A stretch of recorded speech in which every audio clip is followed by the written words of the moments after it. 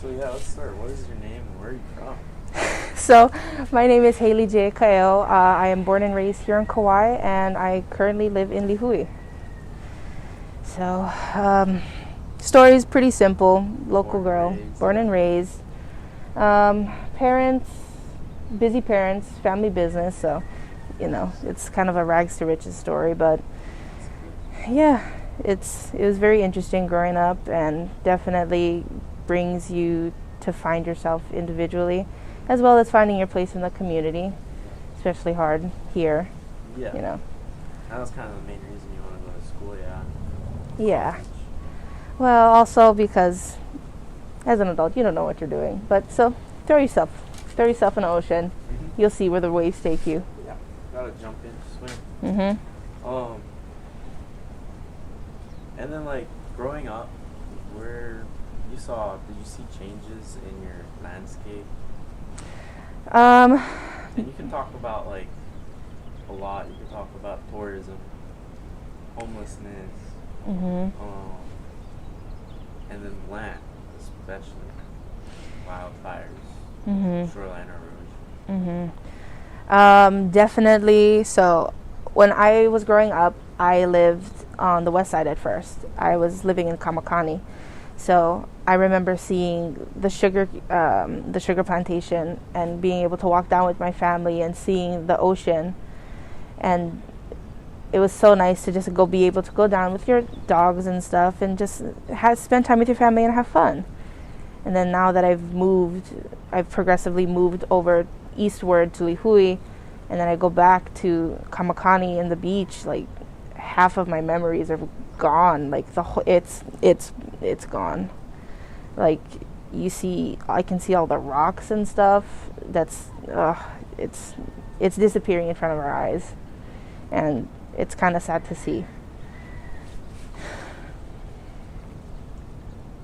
And then kind of playing off of that, is that what climate change looks like to you? Yeah, climate change, that is an aspect of climate change that I do see, but it also comes from what we have developed as humans now. As you can play it off in history, everything kind of started its chain reaction from the industrial age. That's when we were more mechanizing things, and we became more machine reliant. And with that comes smog, all these kind of emissions that coming off things. There's different aspects like monocropping and other things like that do affect what's happening in the world. The soil in the world is not as healthy as it used to be, and it won't yield as much crops as it used to. Let's see, other than emissions from natural things like agriculture and cows and all those kind of things, the world is not able to keep up with human emission, nor is it able to catch up. Because I know, like, for a fact that the trees only can make less than 20% of what we emit. And that number is only going to keep fucking growing. Yep. I probably shouldn't I be know. super. No, you're okay. It's crazy to me because like my uncle talks about like Kilauea and the future here. Well, future-wise, I know that Hawaii will definitely be in danger, especially at the rate in which the world is getting hotter. And if all the ice caps were to melt, Hawaii would be nearly under the water. And not only, well, you can see it as two ways. Good as in, things get more valuable, but also that's really bad. Less land means more people. More people are going to fight for it. Fight for the land. And then especially on the mainland, like I remember reading articles and stuff about big business, buying Central America, because if that were to happen, they wouldn't lose as much business. Like I think like half of California would have been under the water. So, and that ain't too good to see. It's interesting seeing people like Mark Zuckerberg and Jeff Bezos buy up land, and then just having too much land almost. Like, what do they need all that land for? Yeah, well, little being a jack of all trades, not to toot my own horn, but when you read history, you can kind of see kind of the It's reoccurring. yeah, definitely. It's the same problems, just different time. It's like reading The Art of War and stuff. I forget what the quote is directly, but Sun Tzu said, like, you will only be able to see the strategies that somebody does, and you won't understand the plan until it happens. So, trying to play that guessing game is you're gonna not get it as accurate as you'd like it to be. But yeah, wondering what they're doing and what they know about is definitely a big question mark. Okay, we're gonna take a little pause break. So what affects me is, well, health-wise, like I am actually a very sensitive person, and as hot as it gets, like my skin will break out in heat rash really bad, and it is super irritating. And in the job that I work in, it's really laborious, and you work outside a lot, so it will just mess me up so bad. And I don't want to, living in Hawaii, it's really hard to live here. Oh, well, I take it back. It's not that hard. You just got to be able to have the grit to do it. But, yeah, other than health-wise, it does kind of take away that child nostalgia, other than that. And knowing there's some relatives who live near the shoreline, and I don't want them to get relocated, especially if it's the place that they've been born and raised. It'd be horrible to take that away from somebody. And with the way that it's going now, it's really coming down to like the line, honestly, and we're running out of time, or we've been running out of time, and we're almost at our limit. We're cutting it close. We're kind of out of time. Yeah. We're kind of going overboard now. Yeah. We're overtime now. And right. That being said, we're at a point where we can't really stop climate change yet. Right. There's no stopping it. Well, like humans, right? You don't see the problem until it's right in your face, or it's too late to change it. And in order to do that and tackle it, it is going to be a group effort. Not only is it the youth, because I do have faith in the youth, because let me tell you, we're just as hard-headed as the older generation. We no doubt about that. But we do have faith. I do have faith in us to do something about it. But it's just getting the middle generations and the older generation to do something about it. Because I asked my grandma about it, and she is roughly around 60s, 70s. And she told me, I have no idea what you're talking about, because I've never grown up with this problem. And now that we have it, trying to educate somebody who doesn't know and quite frankly probably won't care, it's going to be twice as difficult, if not three. But a good way to in my opinion, to make note of it is to really just get the younger generation on board as well. It's good that, we have technology to do that, but we also got to pull the kids off the phone. Yeah. Like, this is the world around you. This is a special place to live in. And there really isn't any other place like it. So you got to take care of the land that we live on. Yeah. And incorporating the Hawaiian Malama Da'aina. Yeah, Hawaiian culture is all about reciprocity. Being able to give back, which especially we've been lacking. I'm pretty sure the people, the ancient people and the gods would be like, this is not the Hawaii I remember. Oh, definitely. Especially because everyone's trying to own the land when the land's supposed to own people. And you take care of the land because it owns you, and it gives you what you need to survive. Right. Provide for everybody. Mm-hmm. Yeah, it's incredibly important. Mm-hmm. And then, so kind of on that, could we talk about since climate change is kind of going, Mm-hmm. mitigation and adaptation, what does that mean to you? That's a hard one too, because I kind of barely know what mitigation Yeah, and adaptation and means in a sense. yeah, and mitigation. Yeah, honestly, big words. And also, I think that's a kind of a problem with getting this kind of information out, is that people won't understand these big words. So you gotta break them down. Like, Yeah. if you can't dumb it down to like a kid can understand it, then I don't think a basic adult's gonna understand it. Because I'm sitting here like, I haven't heard the word mitigation in like 2 years. Yeah. But other than that, it's more of like delegate and adapt, pretty much, and Take care of the problem. Or, yeah, try to. solve the problem and not solve its symptoms. Like this country is kind of all about. No shade. Don't come after me, government. But I mean, like, that's really what you have to do at this point. It's not solving the symptoms, it's solving the problem. And the problem is the human emissions. And I get it why big business will have trouble doing that, is because it takes a lot of money to transfer gas and diesel to electric. Like, pretty sure Elon Musk could make he'd surpass Bezos if we had to switch this whole world to electric. And that's not something that history is too fond of. And I doubt that it's going to change, but we are going to have to find ways to fix that. Because, one, we're running out of fossil fuels. We barely have enough power to run this island.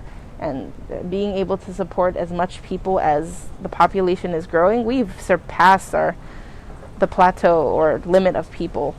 So it's just going to keep getting harder until people are willing to make the sacrifices to save the world. And as the youth, do you think that's kind of a responsibility now? And because we're going to turn into the middle age. And Oh, yeah. We're going to turn into older kapuna. Yeah. And then we're going to have to be, I think it's our duty now Mhm. to start learning and educating ourselves.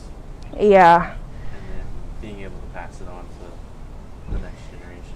Yeah, I agree that it is our responsibility. Like, we were born into this problem at this point. And yeah, it's kind of shitty to have that responsibility put on a bunch of kids at this point.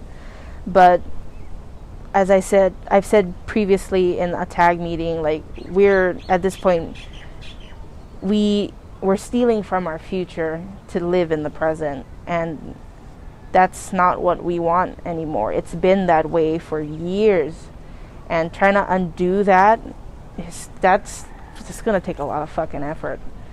Like, it's gonna be a tricky freaking problem, but we'll find one way. I know all of our brain cells can link together to try and do something. Well, I really like that, stealing from our future. It's going to be like a good point in the video. Mm-hmm. And then that being said, I want to talk about kind of, do you believe that it's good that we're having youth summits and stuff to get kids involved? Do you think that's going to help create more awareness and involvement? Yes, I do believe it's great to incorporate the youth into the project planning, but definitely from a kid standpoint and a newly turned adult, it's going to be hard to try and connect that too, because it's somebody who's very experienced to somebody who's walking in, and somebody who just turned into an adult versus somebody who's still in high school. We're still clueless about the world compared to somebody who's been doing this for years at this point, or even a few months, but even that is a little more knowledge than that. So being able to give the younger kids like a general how-to on to do things and then have them try on their own is something that's pretty crucial. Because honestly, I deal with that problem, and it's pretty hard trying to have somebody tell you, "Oh, do this thing," but I won't tell you how to do it. It's like, then why the fuck am I doing it? Like, yeah, and I think that's kind of another thing that Puna are just telling us.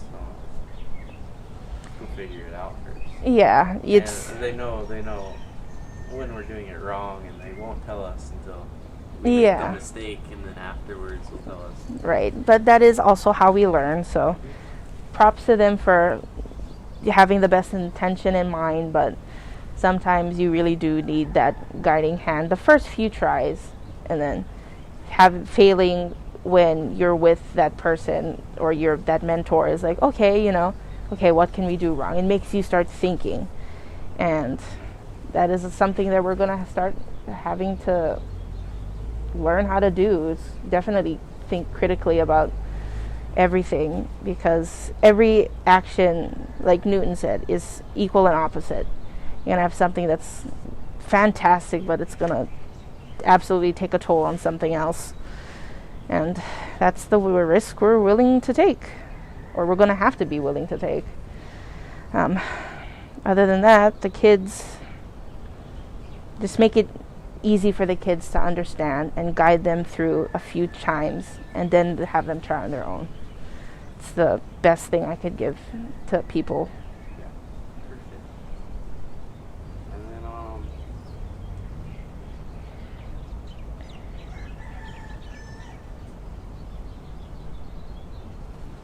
kind of talk about as a young person.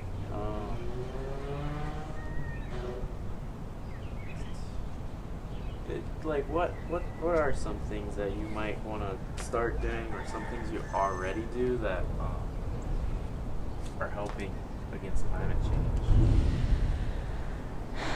And I mean, right now you're helping. Right now you're spreading awareness. Right. To be completely honest, I do find myself lacking in that sector sometimes, I and think everyone does, though. Right. Like, it's hard.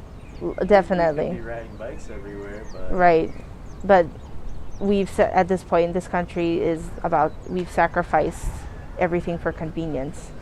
And at this point, we have busied ourselves so much where we don't even have time to do like our basic things in life. So it's going to be quite hard to find the time, or at least manage our time, to be able to take care of the land as we used to. yeah. And it's kind of sad, honestly.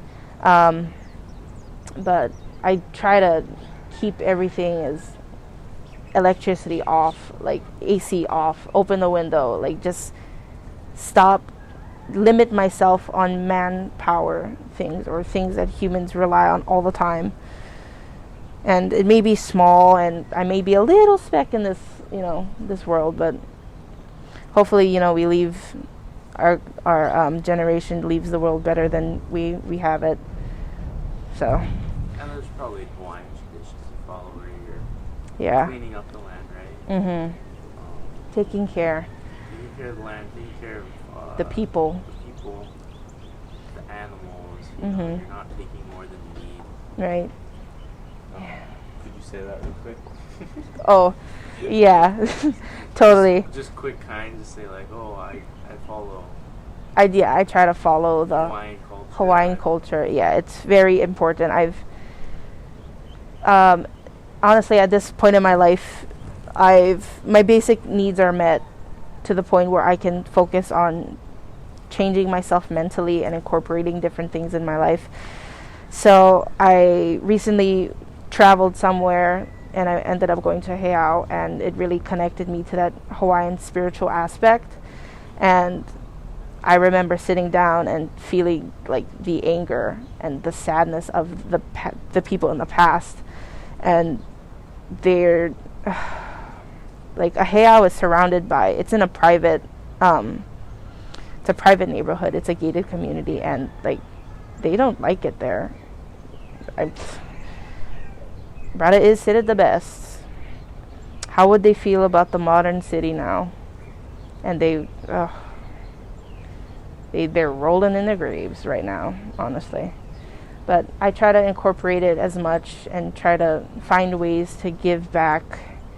And I don't do it as much as I should be, but I'm willing to try and incorporate it, as everybody should be able to try. Try to take care of the land. But also we got to take care of the people, because if you can't take care of the people, then you can't take care of anybody else. Other than that, we just got a lot to work on.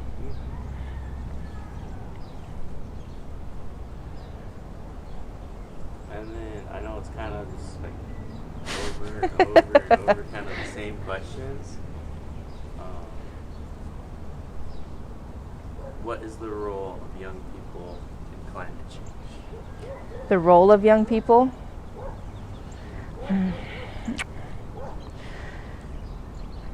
Well, I think to become aware. yeah. Awareness is one thing, but we are the generation that is most capable because we are young and we have the energy, we have the ability, the mobility to do it. Yeah. The older generation may be experienced in life and, like how to do the grants for it. And they can help in that way, but the youth in general is the one who's going to have to put in that labor work. And just having everybody be like, okay, I get it, I'm willing to do this, no questions asked. Like, I don't know how to say this, but it's like, you won't have feelings for like doing the work. Like, you won't complain about it, but you have the drive enough to do it. You know what I mean? Just so caring about it, but not caring that you have to put in the labor for it. And that's perfect. And I think that's all. Anything else you want to share? No, not really, other than just overall keep it simple,